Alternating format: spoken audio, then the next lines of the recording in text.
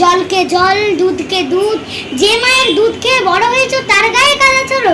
তোমরা মানুষ না পিশাচ? পিশাচ, বলো পিশাচ। হ্যালো বন্ধুরা, welcome back to my Sutidas channel. তোমরা সবাই কেমন আছো? আশা করি তোমরা সবাই ভালো আছো। তো আজকে ছিল আমার বাংলা পরীক্ষা। তো আমি সকালবেলা পড়ে গেছিলাম, মানে যেগুলো পড়ে গেছিলাম সেগুলো একদম বাংলা পরীক্ষায় দিয়েছে। আর হচ্ছে তোমার আর আমি বাংলা পরীক্ষায় কতটা পারিনি আর কতটা পেরেছি সেটা হচ্ছে মা আজকে ধরবে। তো মা বলছিল নাকি যে তুই যতগুলো পারিস, তুই যতগুলো উত্তর বলতে পারবি না ততগুলো আমি ভাববো যে তুই ভুল করেছিস ততগুলো। তো এই জন্য আমি তোমাদের সাথে এই ভিডিওটা শেয়ার করছি। তো তোমরা অবশ্যই কিন্তু লাইক কমেন্ট শেয়ার করে দেবে। আমি এত কষ্ট করে ভিডিও বানাই, প্লিজ প্লিজ গাইস প্লিজ। চলো এখন শুরু করি। ঠিক করে বলো এবারে। এক নম্বর অর্থ লেখো। অলস, কুড়ে, প্রতিজ্ঞা, শপথ, দাওয়া, উঠান, জঙ্গল। বন। 2 নম্বরে বিপরীত শব্দ লেখো। বাইরে ভিতরে, আলো, অন্ধকার, জন্ম, মৃত্যু, আবাহন। বিসর্জন।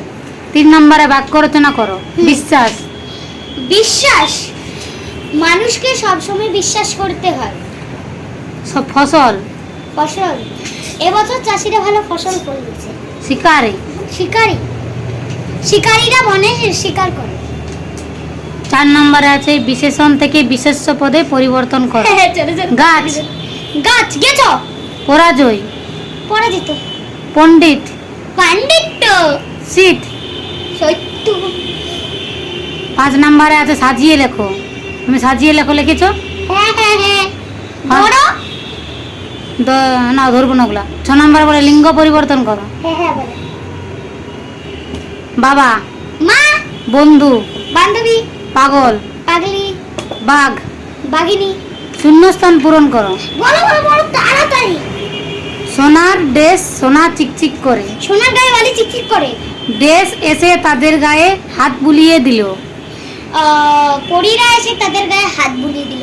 তো গাইস, গ নাম্বার আছে কিন্তু ভিডিওটা স্কিপ করবে না, পুরোটা দেখবে, কত মজা হবে আজকে। তিনি ছিলেন খুব বড় একজন ড্রেস। তিনি ছিলেন খুব বড় একজন শিকারী। 8 নম্বরে আছে ধ্বনি কয় প্রকার ও কি কি। ধ্বনি 2 প্রকার, স্বরধ্বনি ও ব্যঞ্জন ধ্বনি। 9 নম্বর আছে যথাযথ প্রশ্নের উত্তর দাও। বুড়ো চাষি তার ছেলেকে ডেকে কি বলেছিল? বুড়ো চাষি তার ছেলেকে দেখে বলেছিল, দেখো আমার দিন ফুরিয়ে এসেছে, তাই তোমাকে ডেকেছি। খ নম্বরে বলো ডাক্তার বাবু কেন লজ্জা পেয়েছিল? ডাক্তারবাবু কেন লজ্জা? ডাক্তারবাবু কুলিটির নাম শুনে লজ্জা পেয়েছিল। তো গাইস এটা আমি গ নম্বরে বলো শিকারী বাঘকে কি বলেছিল?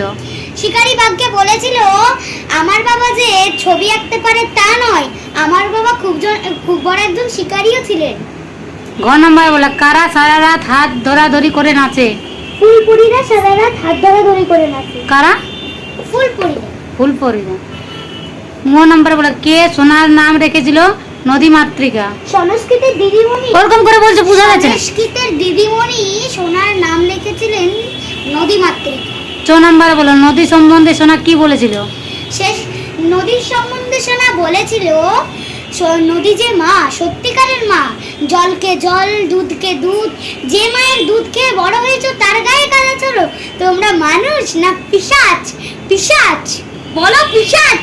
রচনা লেখো। 10 নম্বরে সরস্বতী পূজা অথবা একটি গাছ বা একটি প্রাণ, বলো কোনটা লিখেছো? আমি লিখেছি সরস্বতী পূজা। বলো সরস্বতী পূজা বলো। বিদ্যার্থী সরস্বতী বিদ্যা চর্চার জায়গাগুলিতে প্রধানত সরস্বতী পুজো হয়। প্রধানত সরস্বতী পুজো হয়, অনেক বাড়িতে পুজোর আয়োজন হয়। মাঘ মাসের শুক্লাপক্ষের পঞ্চমী তিথিতে পুজো হয়, সরস্বতী পুজো হয়।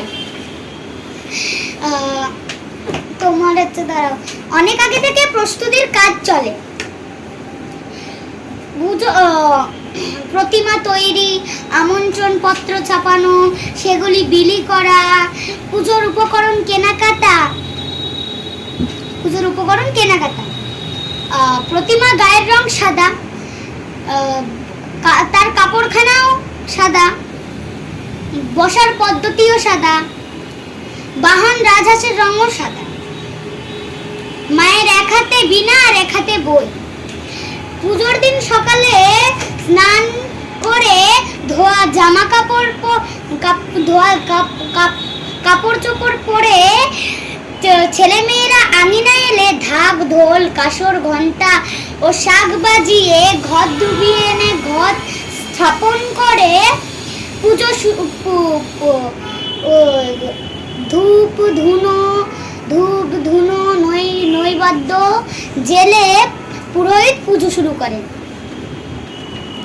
পুজোর শেষে পুষ্পাঞ্জলি দেয়, এরপর প্রসাদ বিতরণ চলে। কোনো কোনো জায়গায় সন্ধ্যাবেলা গান বাজনা নাচ নাটক অভিনয় হয়, পরের দিন প্রতিমা বিসর্জন। তো গাইস, আজকের ভিডিওটা তোমাদের কেমন লাগলো অবশ্যই কমেন্ট করে জানাবে। আর যদি ভালো লাগে কি বলেছিলাম 5 তারিখে, বাই বাই।